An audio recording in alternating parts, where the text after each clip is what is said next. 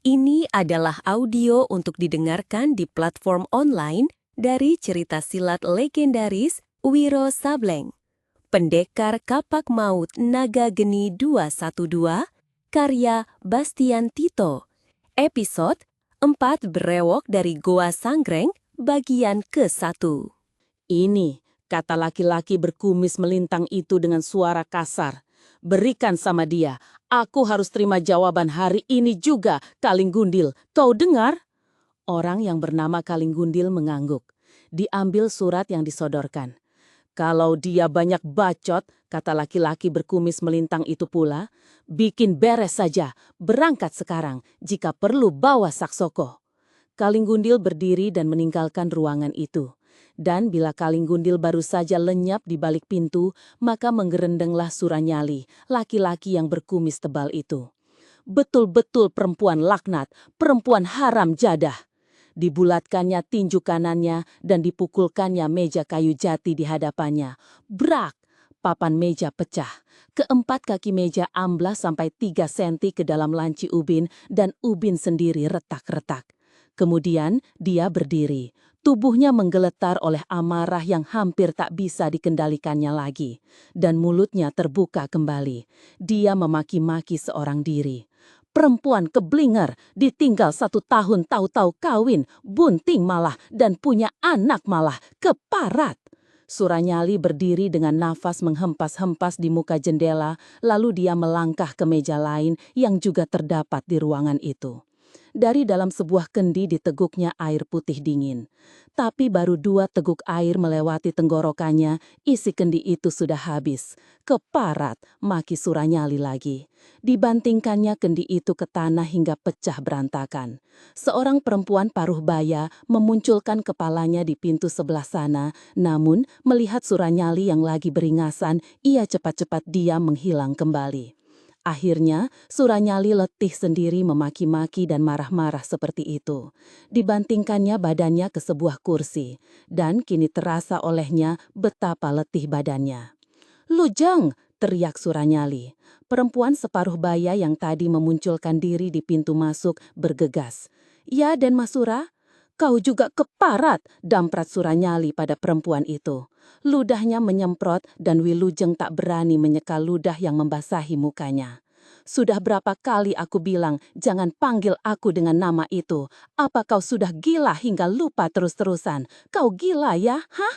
Wilujeng terdiam dengan tubuh menggigil ketakutan. Lagi-lagi dia lupa. Lagi-lagi dia memanggil dengan Sura, padahal sudah sering Suranyali memerintahkan agar dia memanggil dengan nama Mahesa Birawa. "Perempuan monyong, aku tanya, kau sudah gila? Jawab." "Tidak, Den Mas, Sura, Mahesa Birawa." "Kalau tidak gila, kau musti sinting. Ambilkan aku air, lekas." Wilujeng putar tubuh. Sebentar kemudian, dia sudah kembali membawa segelas air putih. Air yang dingin itu menyejukkan hati Suranyali sedikit. Kemudian dia duduk tenang-tenang di kursi itu, dan bila matanya dipicingkannya, maka kembali terbayang saat setahun yang lewat. Waktu itu, dia sudah lama berkenalan dengan Suci. Dia tahu bahwa gadis itu tidak suka terhadapnya. Tapi dengan menemui Suci terus-terusan di tepi kali tempat mencuci, dia berharap lama-lama akan dapat juga melunakkan hati gadis itu. Memang akhirnya Suci mau juga bicara-bicara melayani Suranyali. Tapi ini bukanlah karena dia suka terhadap Sura, melainkan karena kasihan belaka. Tapi celakanya Suranyali salah tafsir. Dia menduga bahwa kini Suci sudah terpikat kepadanya. Satu ketika, Sura dipanggil oleh seorang sakti di Gunung Lau. Sebelum pergi, Sura menemui Suci dan berkata, "Suci, aku akan pergi ke Gunung Lau. Mungkin 1 tahun lagi aku baru kembali. Kuharap kau mau menunggu dengan sabar. Jika aku kembali, aku akan mengawini kau." Tapi Kang Mas Sura, Suci menghentikan kata-katanya karena saat itu dilihatnya Suranyali melangkah ke hadapannya dan mengulurkan tangan untuk memeluknya. Suci mundur. "Jangan Kang Mas, nanti kelihatan orang." Kemudian Suranyali pergi, tanpa ada lagi kesempatan bagi Suci untuk menerangkan bahwa dia tidak suka laki-laki itu, bahwa dia menolak lamaran tadi. Dan dalam kepergian Suranyali itu, maka Suci kemudian kawin dengan Rana Weleng, seorang pemuda yang dicintainya dan juga mencintainya. Bagi Suci, perkawinannya dengan Rana Weleng itu sama sekali bukan pengkhianatan atas diri Suranyali, karena memang dia tidak mencintai Suranyali dan juga tak pernah menyatakan cintanya. Demikianlah, bila hari itu Suranyali kembali dari perjalanannya, maka kabar yang pertama yang didengarnya, yang begitu menyentakkan darah amarahnya, ialah bahwa Suci telah kawin dengan Rana Weleng.